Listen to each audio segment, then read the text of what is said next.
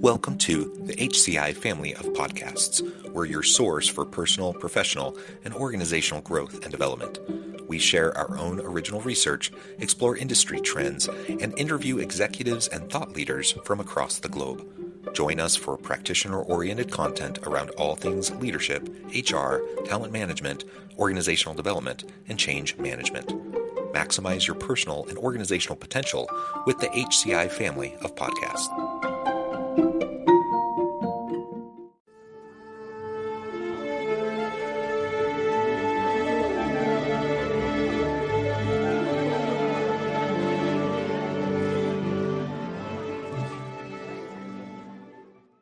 Jack Wiley, welcome to the conversation today. Thank you. It's great to be with you, Jonathan. Appreciate it very much. It is a pleasure. Thank you. It's a pleasure to be with you too. You're joining us from the Midwest. I'm south of Salt Lake City in Utah. And today we're going to be talking about your recent book, The Employee-Centric Manager, 8 Keys to People Management Effectiveness.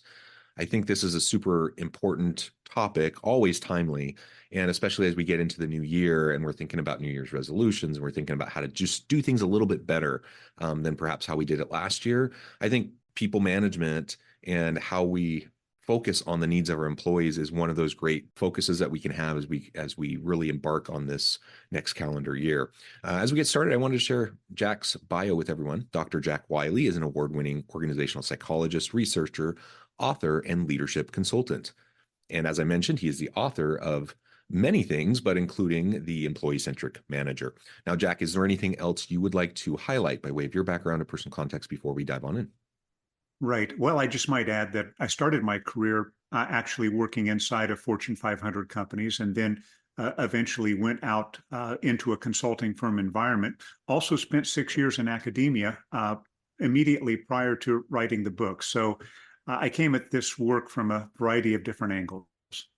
Yeah, I love that. And I strive to be a scholar practitioner. I'm a professor, do consulting work, and I think that's a really rich place to be. It's something I certainly enjoy. I like kind of having a foot in both worlds and having each inform the other. And so I really appreciate that background. I think that will lead to an even richer conversation today.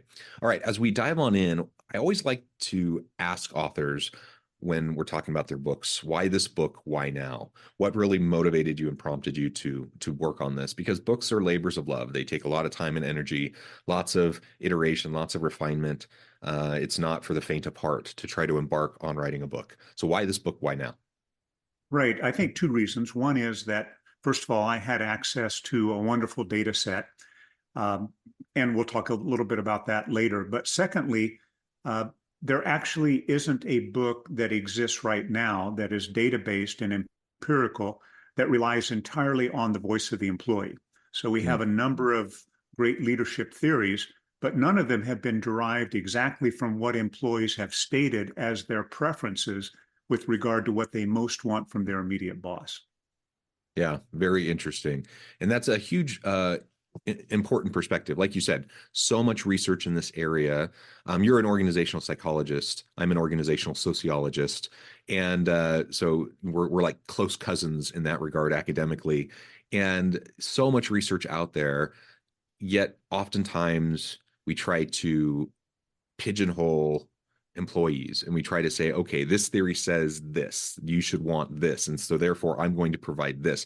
And the reality is our people just aren't a monolith. Like there are so many unique needs and wants and desires, so many different variations and motivations and priorities and what's important to people. And so often, reasonably so, we look at these theories, either psychological or more macro types of organizational theories. And, then we try to do the best we can. So let's actually talk to the people who are experiencing it day in and day out, the living experts of the challenges that they face. That's super important. So I really love that that's the focus where you pull, the insights for your book. Great. And I think that's right. If we stop to think about who are the consumers of the manager's behavior, well, it's their subordinate employees. And so we ought to be taking a look at what their experience is and how they define great management. Yeah, excellent.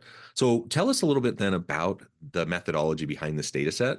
how it was collected, the types of elements and items that were in there, and then we can start to pull it apart and talk about some of the findings and some of uh, the tangible, actionable things that leaders can start to do. Right. So the brief story is that I actually started a program of research back in the mid 1980s where I would ask employees, a representative sample of workers in the United States each year, an open-ended question. What is the most important thing you want from your organization? And we collected qualitative data, analyzed that, and identified the attributes that define what employees most want from their company.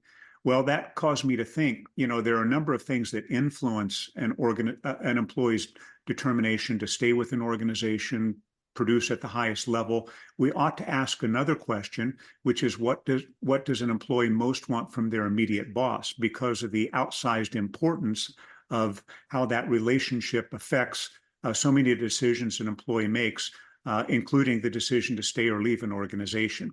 So that program of research began about a decade ago. But what happened was I was able to extend the research beyond the United States to include ultimately 26 countries around the world, and we conducted the research in a way that made sure that each population from these 27 different economies, actually including Hong Kong as part of China, but how employees within those economies might differ or answer the question the same. But I was looking for a universal answer, but still, the data were collected in response to a single open-ended question. What is the most important thing you want from the company? What is the most important thing you want from your immediate boss? And what we found, I'll share in just a moment, but we had to actually translate the original answers to those questions into the English language so that we could then conduct a very rigorous qualitative analysis of the data. Yeah, yeah, excellent. And I just want to highlight the second piece as you transition to what the organization can do to what my immediate boss can do, because that really is, when we talk about the lived experience of workers, it's their immediate boss, right? It's their immediate boss, their immediate team that influences largely their experience in the workplace.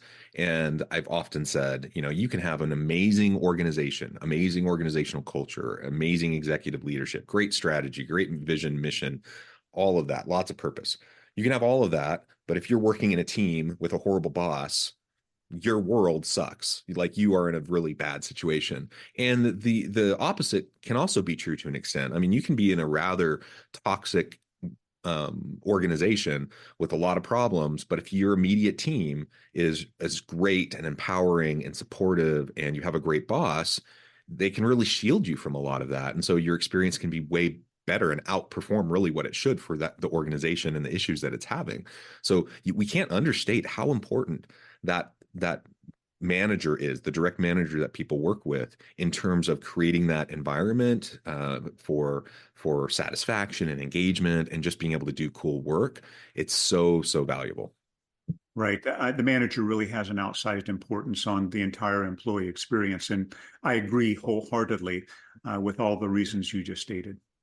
Yeah. Okay. Well, let's start to get into these 8 key people management components that you found through your research. If you can start to walk us through those. Sure. I actually refer to it as the 5-1-2 because actually great. 5 of the attributes that employees most want would be what you and I would call behaviors. 1 would be a skill, and 2 would be values. So I refer to it as 5-1-2. But even a further definition of the 5 behaviors, there are 2 behaviors that managers demonstrate that actually are very much oriented toward building a better relationship with employees. First and foremost would be the behavior of being supportive and understanding. This, in fact, was the behavior most frequently identified as what employees most want. They want to work for a boss who's accessible, who's supportive, who's encouraging, who's considerate in their behavior toward the employee. Secondly, they want to work for a boss who treats them with dignity and respect. So this means that I want to work for a boss who presumes that I'm there to do a good job, who's going to respect the experience I bring, invite me to participate in decisions. So those 2 behaviors, being supportive and understanding, treating employees with dignity and respect are what I would refer to as relationship behaviors. Then there are three more Can I behaviors. pause there for just a second? Sure.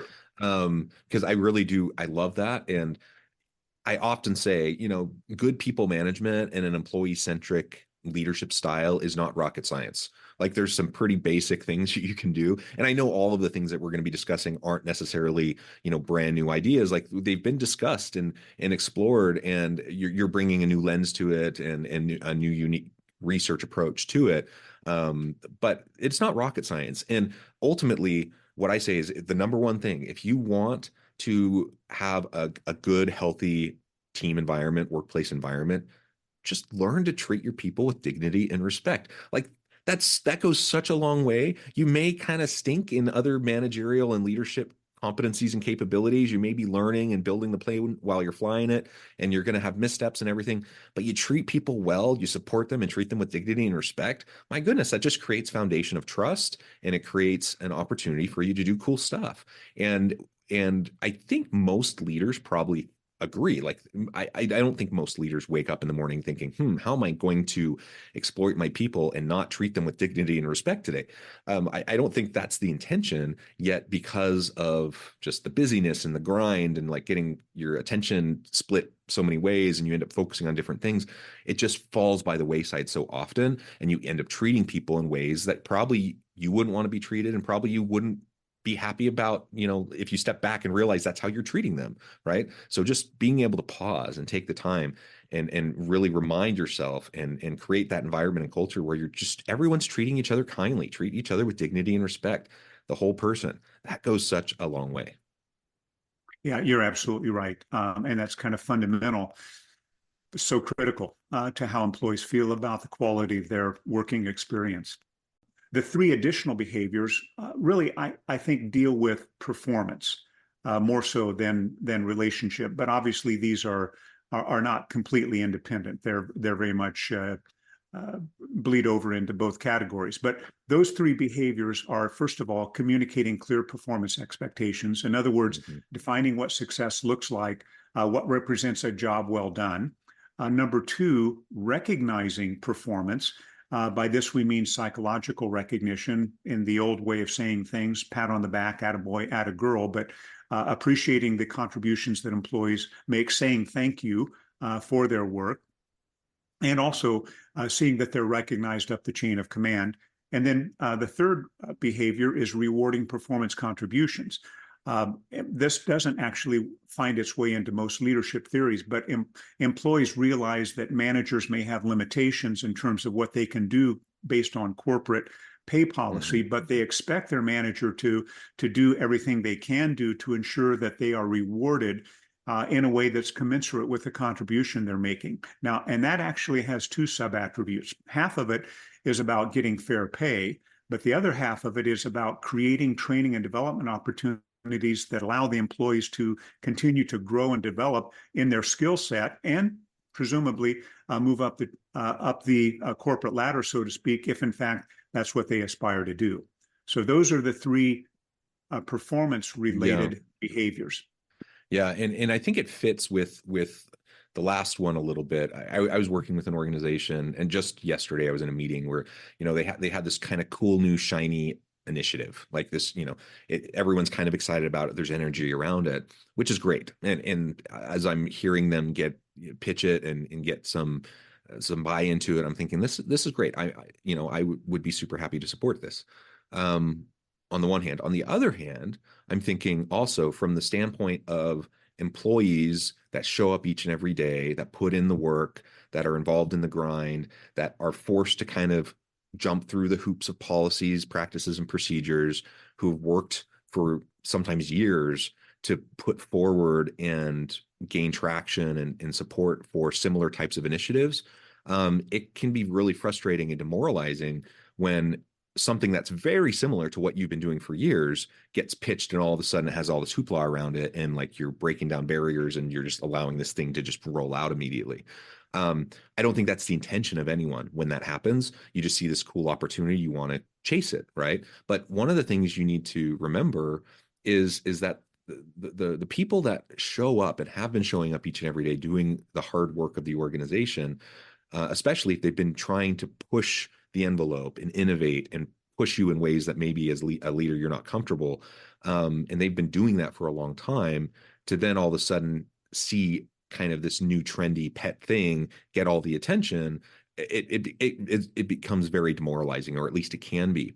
So that's not to say don't do new, cool, innovative things. But it is to say, I think one of the jobs of a leader, to your point, pay important, training and development important, but finding ways to break down those barriers, to like listen to your people when they're doing cool stuff, acknowledge it, support them, and clear the pathway for it to happen.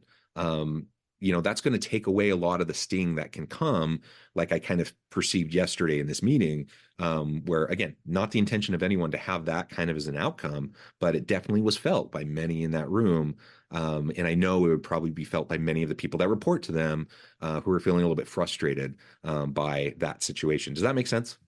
It does. I think another thing that happens, though, in addition to that, is that sometimes managers sort of claim that they can't do more to reward the performance contributions of their employees because their hands are tied. But in fact, research has indicated that under the conditions where employees understand how their pay is determined, they understand what they must do to maximize their pay, and they believe they're working in a reward for performance type of environment, actually ratings of fair pay go all the way up to about 86% agreement. So there are things that managers can do to impact the perception of fair pay, even if they don't have control over pay policy. Yeah, absolutely. So much of it's perception management and just being clear and communicating transparently with your people around the constraints, around the opportunities, and then to just be fair and consistent, right? And how you go about administering, pay increases and bonuses and any of those sorts of things, as well as opportunities for cool development and training and those sorts of things. Wonderful. Absolutely. So that's the first five. Yeah, that's the first five. And I refer to those as behaviors. And actually, you already hinted at what is the sixth attribute. I refer to it as a skill, because when we analyzed the data, what employees said was that they wanted their managers to be good at problem-solving decision-making. So obviously not just making decisions, but to be good at it. And of course, we know that a skill is something you become good at through practice. And so they want managers who are practiced and good at decision-making and problem-solving, because that makes their job easier to accomplish. They can be more successful. The manager knocks things out of the way, eliminates obstacles to the performance of the work, and employees can accomplish their work at a faster rate in a more satisfying way when good decisions are made and problems are solved. And then finally, we have values.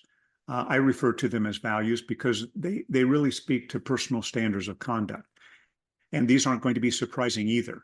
But one of the values was that managers be fair and just. In other words, they treat employees in an equitable way. They don't play favorites. They don't have pet employees. Flexibility extended to one is also extended to others. Yeah.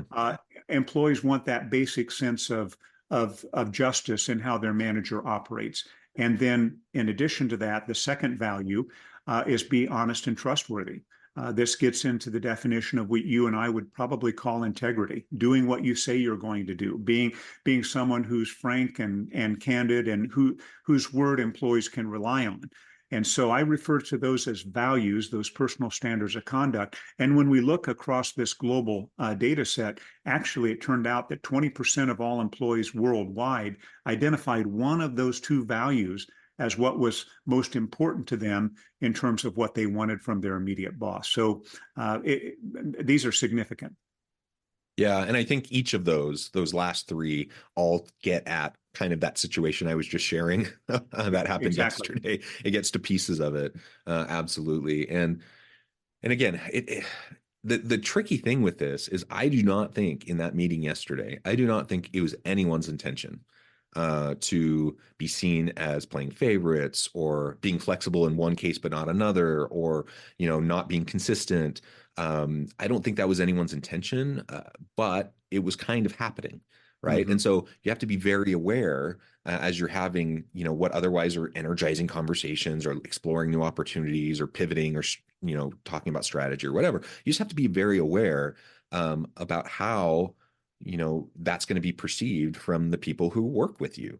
Yes, and again, continuing on with my example of this meeting yesterday, um, it it also, this goes along with, I've been in some meetings with this organization over an extended period of time. And probably 8 months ago or so, I was in another meeting with them where, there was a passionate case made in a very different kind of situation that largely 180 contradicts what they were doing yesterday, right? Now, are you allowed to pivot? Are you allowed to change your mind? Are you allowed to shift?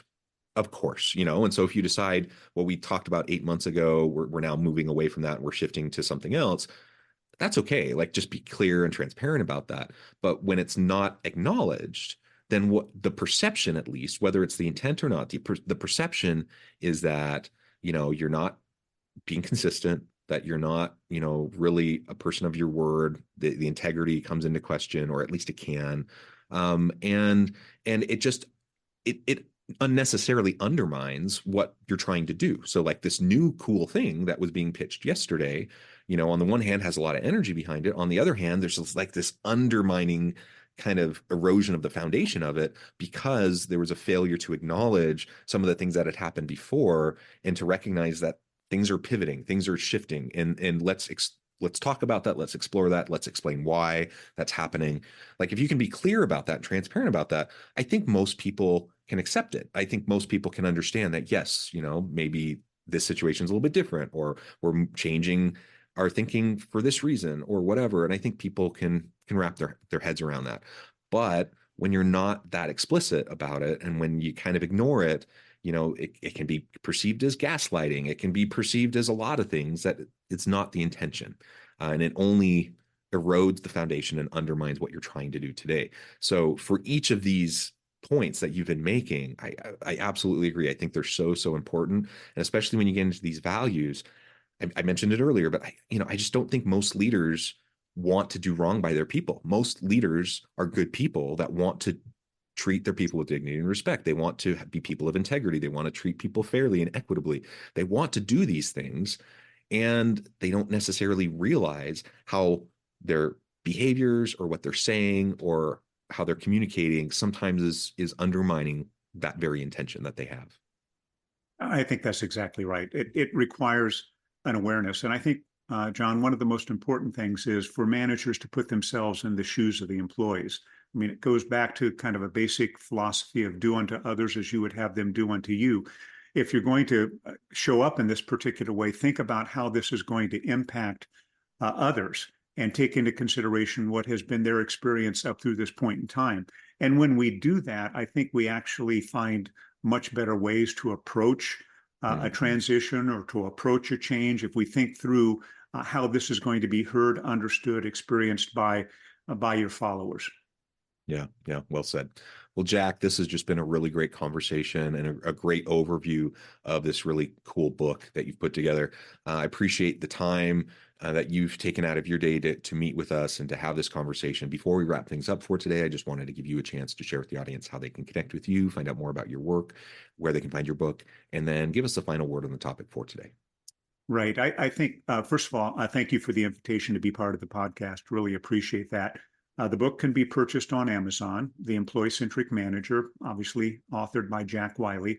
I'm continuing actually to now deliver this information in the context of management development and management training. So I'm working with corporate accounts to train managers on the attributes of the employee-centric manager. And one of the things that we've accomplished is developing a measurement system to measure the extent to which managers actually do display these attributes. And that becomes a platform for what they can focus on for their own self-improvement. And this self-improvement is actually quite critical because what we have found is that managers who operate at a high level on these attributes actually achieved tremendous performance on the metrics that we would typically consider important for managers, such as creating a great work experience for employees, high employee engagement levels, a good team, if you will, the lack of dysfunction, so good team cohesion, and then ultimately team performance. So there is a direct relationship between the display of these attributes and I think what almost any organization would define as managerial success. Yeah, excellent.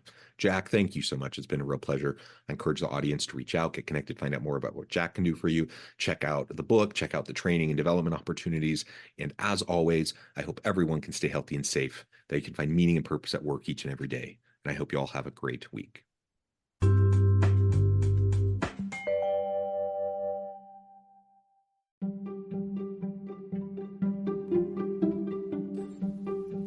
Thanks for joining us for this episode of the podcast. We hope you stay healthy and safe, and please join us again soon.